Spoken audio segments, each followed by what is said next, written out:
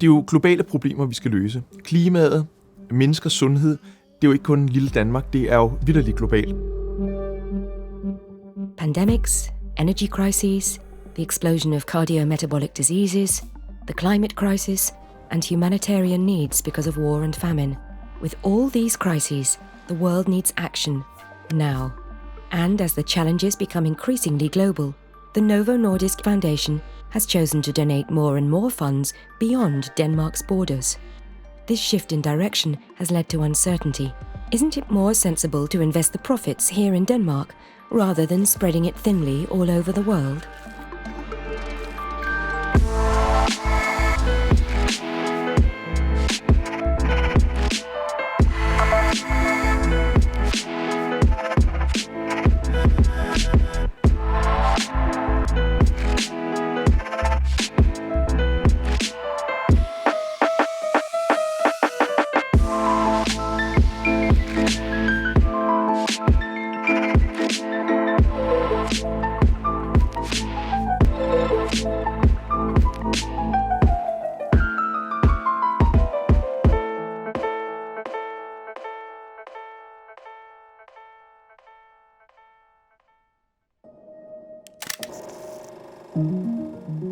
In 1923, Canada's gift to the world is insulin, the cure for the then incurable disease, diabetes. Since then, insulin has saved the lives of millions of people living with diabetes over the past century. Det er jo open source, som det vil hedde i dag, at man beslutter sig for, at det her er noget, som er så vigtigt for hele verden. Så vi udtager ikke et patent på det her. Vi vil give det til verden med retten til at producere det. Uddelte man med rundt med lidt bestemt hånd fra Torontos side. Denmark also benefits from the Canadian gift when Nobel laureate and physiologist August Krogh visits Toronto. Da August Krogh rejser fra Toronto, så har de givet håndslag på, at han må producere insulin i de skandinaviske lande. Han bruger sin prestige som kendt videnskabsmand og god presseomtale til at fortælle, at det skal ikke være noget, der egentlig skal tjenes penge på. The gift from Canada is thus not only enormously significant for Danish business by laying the foundations for Novo Nordisk and Novozymes, the dividends from the ownership of the companies are also channeled through the Novo Nordisk Foundation for the benefit of Danish society and, not least, Danish research.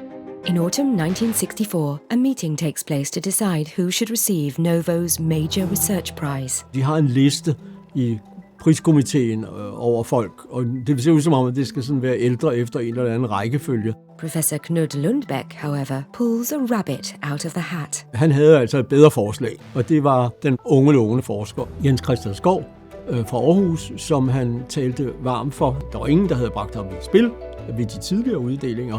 Og så tilføjer han, der er risiko for, at Skov vil rejse til USA. Skov var helt klart dominerende i den branche i Danmark, og set med vores andres øjne, helt klart også internationalt.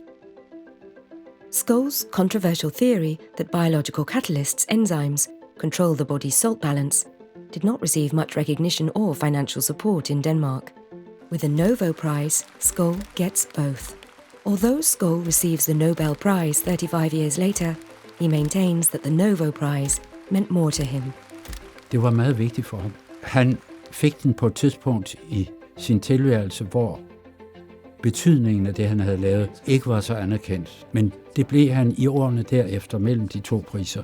Research grants remain primarily in Danish hands well into the 1990s and are of symbolic importance. Although in 1997 it's apparent that the foundation will receive larger dividends from its shareholding in Novo Nordisk AS, the board of the foundation is not interested in handing out the money. Det var nu godt at have lidt på kistbunden, sådan virkede det. Efterhånden så kunne de jo godt se, at skattelovgivningen var sådan, at hvis man ikke uddelt dem inden 3 år, så skulle de beskattes. Ellers var det jo skattefri overførsel fra selskabet. Der kom den første rigtig store donation til et stort svensk konsortie.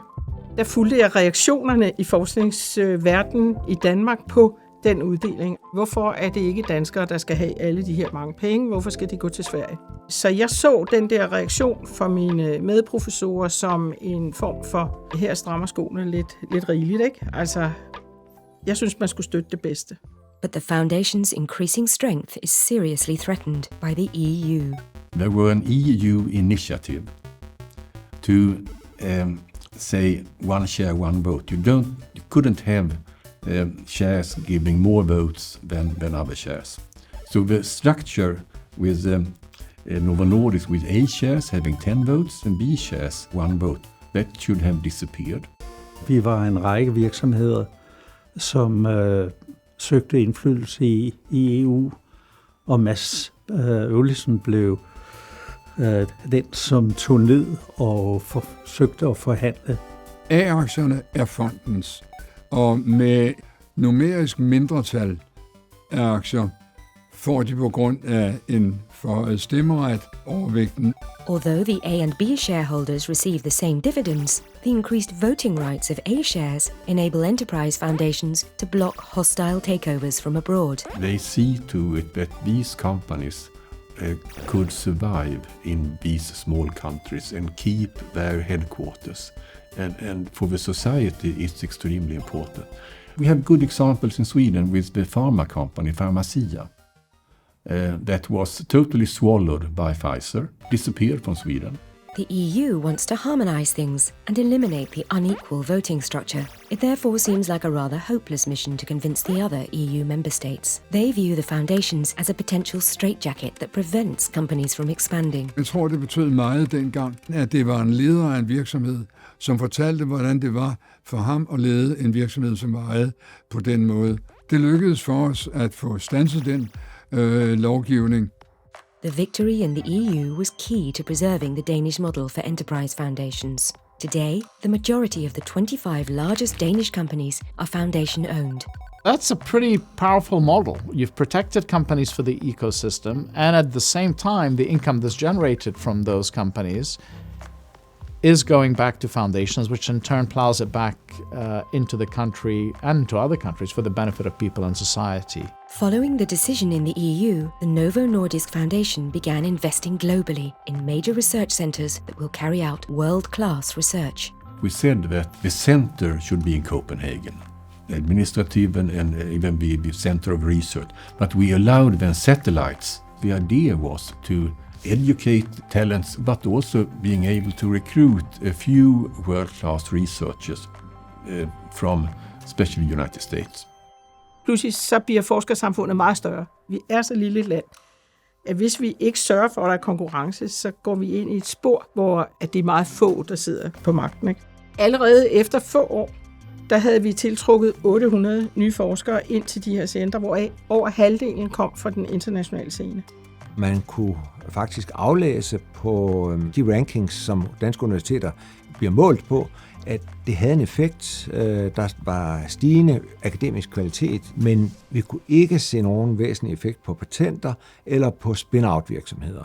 Og standardsvaret var dengang altid, jamen det er fordi, der er ikke kapital nok i Danmark. Og det troede vi nok også på et stykke tid, men det kunne vi ligesom demonstrere gennem Novo Holding, at det var ikke det, der var det store problem. In 2017, the BioInnovation Institute opens with support from the Novo Nordisk Foundation, with an ambitious goal of boosting innovation and entrepreneurship in biotechnology and the life sciences. Jeg må indrømme, jeg troede ikke på det, fordi jeg netop havde fået en dårlig erfaring om, jeg synes ikke, der skete en skid, og der kom ikke noget som helst patenteret ud af universiteterne. Og det tillod jeg mig også at sige ved åbningen, at jeg håber, I beviser, at jeg tager fejl, når jeg siger, at der er for lidt idérigdom. Og det tog jeg altså, fordi de har været ret succesfulde. In 2021, the Novo Nordisk Foundation had grown to be among the world's wealthiest foundations, and it decided that the time had come to give back, not just to Denmark, but to the whole world. Det var noget, folk lige skulle vende sig til. Kan det virkelig være sådan, at vi også støtter forskning uden for rigets grænser? Og det tror jeg, alle efterhånden er enige om. Svaret er et klart ja, fordi du fylder de huller ud, vi måske har i Danmark, og den mission, vi er på med at lave regenerativ medicin, gøre kardiometabolisk sundhed for hele klodens befolkning, den er mere sandsynlig, at vi lykkes med, hvis vi inddrager de bedste kompetencer, uanset hvor de er. From being a foundation with a primary focus on human health, the health of the planet is now just as central. Det nyeste samarbejde, vi har lavet med Bill Gates og hans team i Seattle, Det handler jo om at udnytte CO2 til noget, som gavner menneskeheden, i stedet for at give os klimakrise. En gruppe af aktører, som tilsammen kan skabe en kæmpe forskel og tage CO2, indfange det. Så kan det, man får skabt i den der suppe, det kan så bruges som råmaterialer til anden kemisk industri, eller til at lave andre materialer, som vi ellers skulle have brugt olie til. Svaren til, at et landområde på hele Argentinas størrelse kan frigøres til at lave skove, urørt natur osv. osv.